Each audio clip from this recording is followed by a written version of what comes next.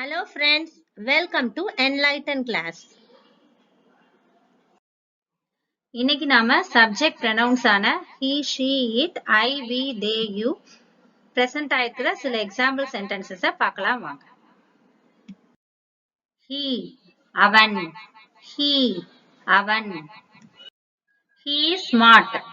He is smart. அவன் புத்திசாலி அப்படின்னு சொல்றதுக்கு he is smartனு சொல்றோம். இங்க வர he ஒரு subject pronoun. She, அவள். She, அவள். She is innocent. She is innocent. அவ ஒரு அப்பாவி அப்படின்னு சொல்றதுக்கு she is innocent அப்படின்னு சொல்றோம். இங்க வர sheயும் ஒரு subject pronoun. It, அது. It, அது.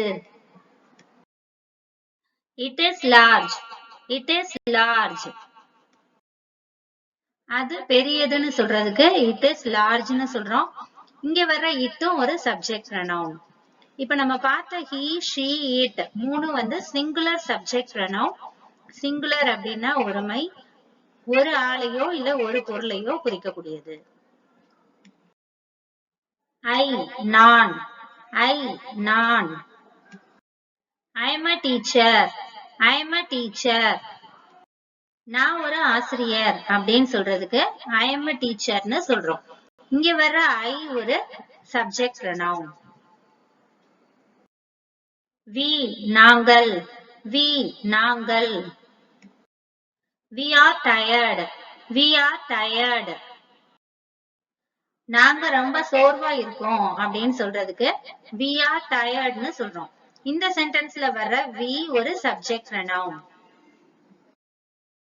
They, அவர்கள். They, அவர்கள். They are students. They are students. அவர்கள் மாணவர்கள் அப்படின்னு சொல்றதுக்கு they are studentsன்னு சொல்றோம். இந்த சென்டென்ஸ்ல வர they ஒரு subject pronoun. You, நீ, நீங்கள். You, நீ, நீங்கள். You ஒருத்தரையும் குறிப்பிடும், ஒண்ணுக்கு மேற்பட்டவங்களையும் குறிப்பிடும். You are brilliant. You are brilliant. நீ அறிவாளி அப்படின்னு சொல்றதுக்கு you are brilliantன்னு சொல்றோம். நீங்க அறிவாளிகள் அப்படின்னு நிறைய பேரை சொன்னாலும் you are brilliantன்னு தான் சொல்லணும். இப்ப நம்ம பார்த்த I, we, they, you இந்த நாளும் plural subject pronounன்னு சொல்லுவோம்.